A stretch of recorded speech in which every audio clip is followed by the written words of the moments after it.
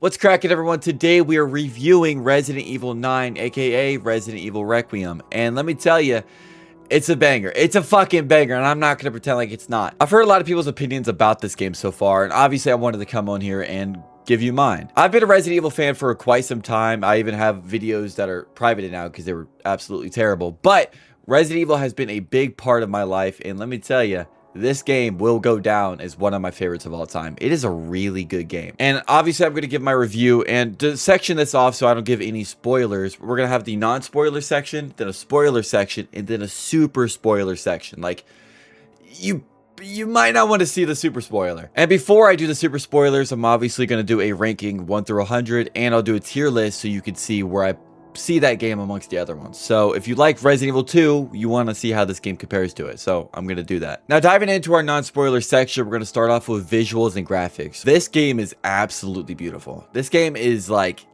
10 out of 10 visuals. The atmosphere in this game is perfect, down to the Renwood Hotel where you start off the game, or even the care center when Grace gets kidnapped. And you can feel the atmosphere shift when you switch from Grace to Leon. When you're playing as Grace, it's like RE7 or RE8. You know, you have a gun, but you're weaker. You're not Leon. You're not roundhouse kicking literally every resident in the area. You can literally just feel the tone shift from switching to Grace to Leon. When you switch to Leon, you feel a lot more confident and you're not really too worried and you're not really as scared. When you're playing as Grace, there's a lot of parts where you're actually just shit-faced terrified. The visuals inside the mansion, some parts really resemble RE8, but some resemble Resident Evil 4 when you arrive at the castle, when you're in like the royal area in Resident Evil 4.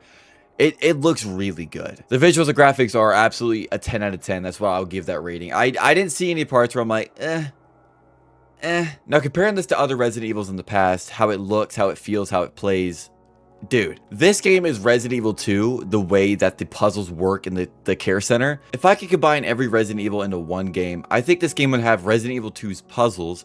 I think it would have RE4 and RE6's combat. I think it would have Resident Evil 8's atmosphere all into one. All into one. You play as Grace for the people that really love the horror aspect, like Resident Evil 7 and 8, but you also have Leon's part, which is like RE2 and RE4.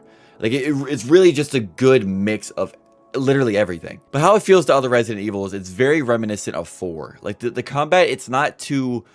It's definitely a big step up from 4, but it's not like you wouldn't recognize it. Like if you went from 4 to 9, you would see a difference, but it wouldn't feel too new to you.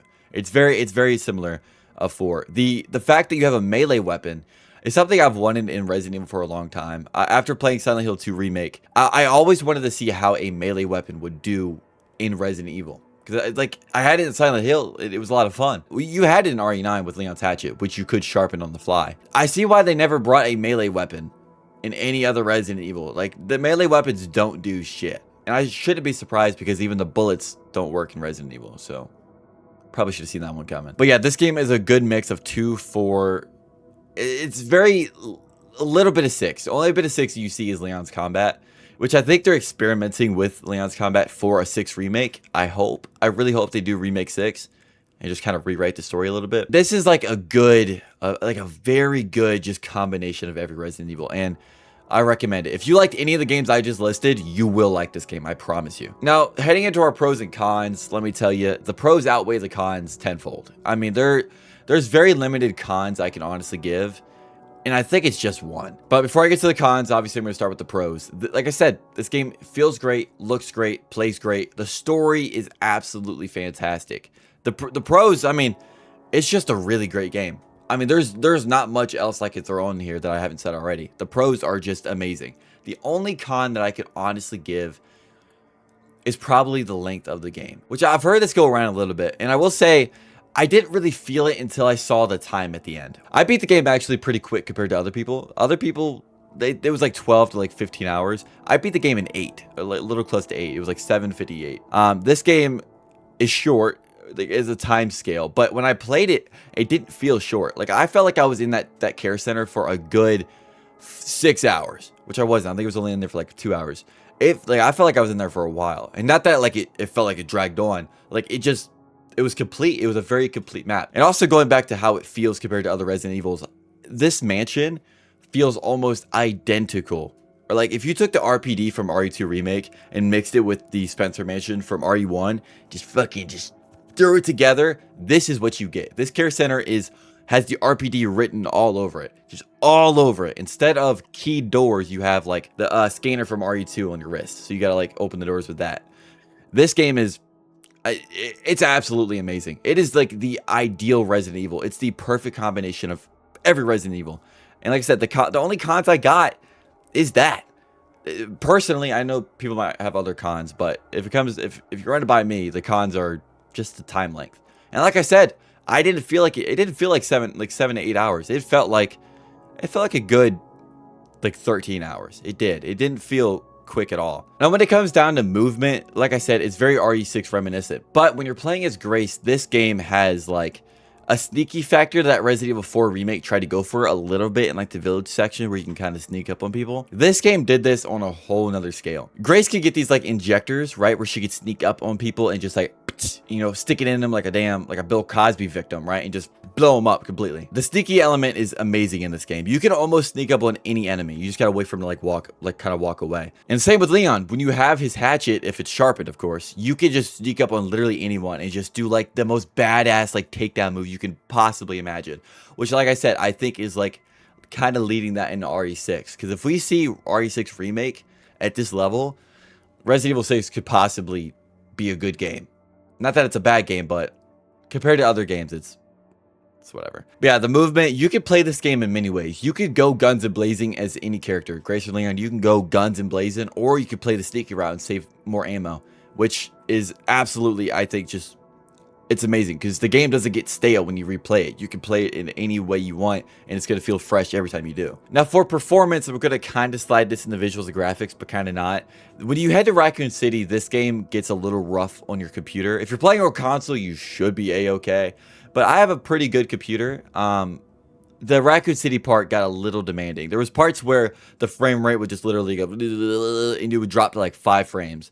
Usually, you just had to restart the game and it would fix it. But just a little heads up for anyone that hasn't played the game yet, I would be a little scared of that. Now, in Resident Evil 4, Leon has the merchant, right? That's the guy who sells them all the good stuff. You could sell your stuff to him or buy stuff from him. This game obviously isn't going to have the merchant, unfortunately, as much as he would have been a fire cameo, even though he's probably dead now. Probably. I think, yeah. Now, in Raccoon City, there's little camps. This isn't really a spoiler, but there's little camps that when you go there, you're able to see like the store. You can open up this box and you have like a computer menu. And this basically turns Resident Evil 9 into a Modern Warfare. The customization is literally something we've never seen in RE ever. In this game, you get attachments, right? When you can buy attachments and put them all in your guns, and you could upgrade those attachments as you go. Instead of upgrading your gun damage by damage, instead of doing like a 1.1 multiplier, 1.2 multiplier, you actually get attachments like a compensator, a stock, different types of mags, and then you can upgrade these level 1 to 2, which is a really cool system. I really like how the gunsmith looks. It's very Call of Duty-ish, but it's obviously better. And because Leon obviously spent all his money on the Porsche, obviously he can't buy anything. So instead of you getting money like you did in RE4 by picking up money from the Ganados, instead in this game you kill zombies and you get points for it. So it's basically it turns Leon's entire section into an arcade shooter where you just get points for killing. It's like COD Zombies pretty much. It's just COD Zombies. But instead of buying a door, you buy weapon attachments. So mystery boxes on another level. And this shop system I love. I love this shop system. As much as I would have preferred a merchant, then again, that would just feel like an RE4 ripoff. So I'm not mad at the fact that we don't have it, but this is a really good way to do it. I think it really reinforces the idea that Leon is just a fucking arcade hero. You just go in there and you just start beating their heads off and you get rewarded for it. And I think that's the best way to go about Leon. Unless you're RE2 Leon, who's like a little scared little wimble boy, Leon's just kind of that guy. So let's reward him a little bit. Now, our next topic is voice acting, which has been a problem in the past, especially with Ada Wong in Resident Evil 4 Remake. But this game is really good. Really good. This is really solid. I was a little worried about how Nick Apostolidis was going to do Leon in RE9. Nick does a very good RE2 and a good RE4 Leon. But I was kind of hoping that Matt Mercer was going to play RE9 or RE6 and so forth, because I think Matt Mercer does a really good Leon. But I'll be honest, Nick Apostolidis knocked it out of the park. Like, he plays a really good Leon. If you put RE9's Leon against RE2's, They don't sound similar at all. I mean, they sound similar, but like you wouldn't think they're from the same voice actor. Great from Nick Apostolides. I'm not sure who the voice actor for, almost called her Ashley, Grace. I don't know who that is, but she did really good. Like the way she trembles over her words, like you know, like sounds like she's stuttering almost. Like that was really solid. Like I felt like they were really selling that this girl was actually scared out of her mind. She was scared throughout the entire game. Another character that had great voice acting was Victor Gideon. Victor Gideon had some really good voice lines. When he starts screaming at Grace, when Grace like runs away, when he lets out that scream, I mean, it's just like you feel it. Like it's like the voice acting is like, if it was here before, it's here now. And that was always one problem I had with Resident Evil in the past. It just, the characters didn't feel like they were really there. Which compared to games like Last of Us, where the voice acting is like really good. I mean, to be fair, you have Troy Baker, so I'm not too shocked. But the characters actually feel like they're there. And I'm glad Resident Evil is finally like, they turned the page to that. And just like Last of Us or Silent Hill, the word, like when the characters move their mouth, it actually goes to the words. Instead of like Capcom just opening up their mouths. You know, it actually looks really good, which was a critique I had back in RE4, because you can kind of see it a little bit with Leon. They nailed it in RE9. Like, I feel like the characters are actually saying what they're saying. So the voice acting is an absolute 10 out of 10. Thank you, Capcom. This was my one critique on RE4. Thank you. Thank you. Now, when it comes to the enemies of RE9, let me tell you, just because Leon is the damn John Wick of the Resident Evil verse doesn't mean you're not getting hit. People would think that like you playing as Leon just means you're just destroying every zombie in sight. Maybe it's a skill issue. I got bit quite a bit playing as Leon, because you get like, they get thrown on you. I mean, I'm talking 20 zombies at one time, which is an absolute blast to play and just kill them. It's not easy. It's not easy one bit. But the enemy types I'll go into later, because that kind of goes into spoiler territory. But even as Grace, the enemies aren't like too strong. You're not like 20 zombies aren't thrown on the Grace at once, aside from a few sections. Now, before we get to our next topic, I want to go over the UI system real quick. The UI, it's not a big thing, but I just want to briefly go over it. Actually, now that I think about it, one con that I can honestly say is the UI in this game is really solid, but if I'm really nitpicking here, in RE4 you had the classic inventory, right? The little rectangle, right? And it had color to it, right? Everything was colored. In Resident Evil 9, you don't have that with Leon. You have the big ass cache, but instead of it being colored, it's grayscale, kind of how Village was, which I'm not like a big fan of that. I think it kind of ruins the... Sorry, I had a hair. I mean, it fits RE9, I will say. It fits it, but I kind of like the color in the inventory. So I'm a little ashamed that they got rid of it. But then again, that's the smallest nitpick I could ever pull out of my ass. So now when it comes to the story arc, I won't say that it blew me away like it was anything vastly different that Resident Evil hasn't had. But I was on my toes about whether Leon would survive. Now heading into spoiler territory, so if you haven't played the game and you want to, probably click away right now. This is probably your way to, this is probably your time to click away. Going back to enemies, now that I am in spoiler territory, this game blew me away.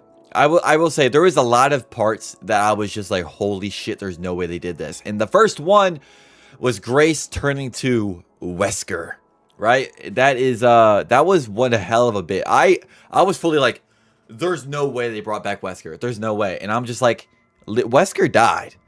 Wesker's fucking in a volcano. He got turned into rubble and ash years ago. There's no way this is him. So immediately I came to the conclusion that he was a clone. And I was, in fact, right. But throwing in another character aside from Victor Gideon, I think was a really good touch. I did like it. I know people are like, bro, just bring back Wesker instead of just bringing out one of his clones. It's expected that Wesker's going to come back. I mean, I think we just kind of assume that Wesker's never going to die in Resident Evil because he's kind of like the main villain. So he's going to come back in variations literally in every fucking game. And speaking of, this Wesker clone called in, let me tell you, something that gave me PTSD and probably gave Leon PTSD. He called in Mr. X. I was shocked when he called in Mr. X, because let me tell you, I did not believe for a second that any tyrant was left breathing. There was, apparently. This one looked a little stoned, though. He had a little something wrong with his eyes. Because you can't have Raccoon City without Mr. X or Nemesis following you, because that's just the tradition, man. So seeing Mr. X was an absolute blast, and the boss fight was even more fun. I love like playing as Leon, just fighting any boss as this like new Leon, because it just makes it so much better that I can actually do whatever I want without just trying to run away, because that's what you had to do in RE2. So I love that I can actually take Mr. X to the grave. You know what I'm saying? I could take it to the fucking grave, and you parry an attack with the axe. You can actually parry Mr. X. So pretty cool, I think. The last enemy that I would say was an absolute shock to see was Hunk. That's right. If you know Resident Evil, you know who Hunk is, which a lot of people on TikTok are saying that this wasn't Hunk, this was the commander, but I truly believe this was Hunk. Like, fully believe without a shadow of a doubt that this was Hunk. If you're not familiar, Hunk is kind of like the Kratos of Resident Evil. He just kind of came in and just swept fucking every enemy. He was just like the GOAT. Like, he's like the mercenary pretty much. And everyone always thought that Hunk would beat Leon or Chris in a fight. That wasn't true one fucking bit, because Leon absolutely put that dude down. And mind you, Leon is in a sick state. Leon is literally like almost dying, and he put Hunk down. So, but yeah, Leon has killed Hunk canonically in my brain. If it's somehow not Hunk, then I don't know what to tell you. But yeah, lastly, seeing Hunk in this game was an absolute dream come true. Doing this fight battle, I died a few times because I couldn't figure out. I didn't realize I wasn't supposed to use a gun, but whatever. But yeah, it was an absolute blast, and these boss battles so far, up until this point, have been 10 out of 10. But seeing all these old characters was an absolute blast, and I guess people are probably going to go, oh, nostalgia bait. Dude, we're in Raccoon City. Of course it's nostalgia bait. But while we were in Raccoon City, we had probably one of the most uncharted / just cause shits I've ever seen in my life. And in Raccoon City, we find a motorcycle, and we go through this entire boss fight with Victor Gideon. And let me tell you, this boss fight was absolutely phenomenal. This is probably one of the coolest boss fights I've ever seen, if not the coolest boss fight in Resident Evil ever. The fact that we're literally on a bike, and we're just like, you end up driving up a building at some point, like a fallen building, you're jumping. It's the coolest, most hell yeah thing you could ever imagine. 10 out of 10 boss fight, and that's canonically, in a way, how you kill Victor Gideon, but that'll make sense in a little bit. But Raccoon City is an absolute blast, just walking the streets that you walked 30 years ago. It's just, it's amazing. The POIs are absolutely phenomenal. Now, heading into super spoiler territory, if you really want to play this game, I would recommend clicking off right now. Right now. Because you will be hurt. Now, before heading into super spoiler territory, I have to say that the story arc of this game was very different from any Resident Evil we've ever seen, because at the end, you have two choices. And before I name those two choices, this is the super spoiler warning. Like right now, you got 3 seconds. In Requiem, there are 2 endings, and I chose the good ending. But unfortunately, I looked up the bad ending. And to be honest, I didn't even want to record the video you're seeing now, because I felt sick to my stomach ever since seeing it. It's really that bad. Seeing, and just like I said, spoiler warning. I got the good ending where Leon is cured, because Elpis isn't actually a disease. It's the cure to the Raccoon City virus. You cure Leon, and then Leon has the most walk him down fucking goated ass scene we've ever seen in Resident Evil. I mean, just like, pow, pow, and just like sends Nemesis or Victor Gideon down. I think that was Victor Gideon, I'm pretty sure, but he says Nemesis. But you send Victor Gideon down like some John Wick shit. I mean, it was some cool ass, it was a badass scene. The other ending, it's really hard to even speak of, because I feel sick to my stomach even thinking about it. Like, I feel like I've watched my hero just die. It starts off with Leon pushing Grace onto the scaffolding, and it's obviously Wesker. Wesker is Wesker, or Zeno, the Wesker clone, is absolutely ruthless. This guy is fucking ruthless. I mean, he just like pow, pow, pow. And Leon's like this close to dying already, and he just gives Leon the hands. He does, and Leon's just sitting there on his knees, and he lets out, "At least I could save you." And Leon's on his knees, and I'm sitting here watching this. I'm just like, you gotta be fucking kidding me. There's no way. Like, I don't even want to watch this. I'm already sick to my stomach. I see the look that Leon gives, and I see fucking Zeno pull out this revolver and just point it right to his fucking head. And then I have been, like I said, I've been sick to my stomach after seeing that scene. I did not think Capcom had the balls to even like animate that, but they did. That was absolutely disgusting. By the way, this is the bad ending. So I don't think this is canon. If this turns out to be canon, Capcom, we're gonna have a huge fucking problem. Even though that I know it's not canon, it still hurts my soul, and I still actually feel sick just thinking about it. Like, I actually haven't felt like sick like this in a while. That was the bad ending. Unfortunately, I got the good ending because I decided the set up is free. Because Zeno did say that, you know, I'll spare Leon if, you know, you set it free. And that was good enough for me. That was good. I never claimed to be a hero, but I did it. And turns out Zeno was a little stupid and injected himself with it, and it took away his powers. And then it turns out Victor Gideon is still alive, even though we thought we killed him in that bike scene. The bike scene I was just talking about earlier, we actually kill Victor Gideon. And if you choose the bad ending, Victor Gideon is still dead. Which doesn't really make much sense. But if you do the good ending, Victor Gideon is alive. So you never kill him in the bike scene. So little Victor Gideon walks down, kills Zeno. Thank God. Fuck that guy for killing Leon in the alternate universe. The dialogue between the scene is amazing. I mean, it's just like, it feels like you're actually like, they're talking to each other like real life people, not like a fake character. And at the very end, we're at this pit where it's like the old Umbrella headquarters. And we're kind of in the pit. And basically the entire thing is coming down. And Leon realizes there's no way out. There's no way out at all. Like, we're fucked. And then Grace and him realize they accept their fate, so they sit down and they're just waiting. The lights go black. You don't know if they're dead.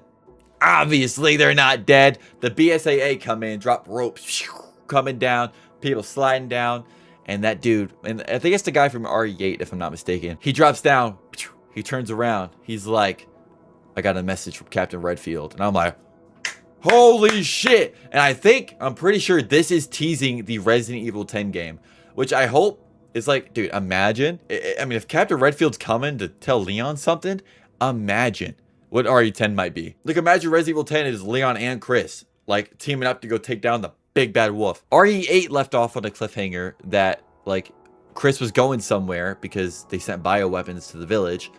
If Chris came to get Leon, what is RE10 gonna be? Like, could Resident Evil 10 be the end game of Resident Evil? I really hope so, because, dude, that would be fucking sick. Yeah, the ending is a tease for Resident Evil 10. My takeaways from this game, though, I really wish I didn't look up the bad ending for RE9, because, quite frankly, that hurt my soul. Like, actually, like real stuff. I felt like I really watched a loved one die. That was disgusting. Watching Leon's body fall, I couldn't even cry because I actually feel like I'm still traumatized. I think the crying is going to come later tonight because the game just came out. This game is absolutely phenomenal. The ending, I love that they did, like, you can kind of pick your own ending, but I also don't love that because that requires killing Leon. So if you guys got the bad ending, I really feel sorry for you, because if I didn't realize I picked the bad ending and I killed Leon, I would have been pissed. But I don't want to dwell on the fact that Leon canonically might be dead, which I don't think it is, because after that, it felt very rushed after he quote-unquote dies, so I don't think that's the canon ending. And it's definitely not. They wouldn't kill Leon. Well, they did, but not canonically. But for the game's ranking 1 through 100, I would probably give this game a 94 out of 100. This game is really fucking good. What holds that back from being 100 is probably them killing Leon, or just the story being pretty short. I mean, only being 8 hours. But this game is absolutely phenomenal. And like I promised, we're going to put this in a tier list. So right now I have my 1 through 5 right here of Resident Evils. And I'm going to give you my honest ranking right now. Before, it would probably be RE4, RE2. And I'm not going to include the original games here, because if I did, it would be an absolute fire in the comment section. So we're going to do just kind of the more modern games. I'd probably put Resident Evil 7 in number 3. I'd probably put Village in then 3. So this would probably be my top 5 modern games without including Requiem. Now, where would I put Requiem in this list? Okay, so it's very hard. It's very hard to do this because of recency bias, right? I'm just gonna put it here temporarily. I'm gonna do how I felt on my first RE4 playthrough, my first RE2 playthrough, my first RE7 playthrough, Village playthrough, RE3 playthrough. That's what I'm gonna do. I'm gonna have how my first playthrough felt, because obviously I can't do overall right now because the game's fresh. It's really hard, actually. This is really hard, but I would probably put it here. So if I drop RE3 here, I think it would go at number 2. I'm going to 100% this game very soon. So I will tell you, I will be honest if it does pass 4. But it's like, it's on par with 4. It's a really good Resident Evil. It's for sure top 3.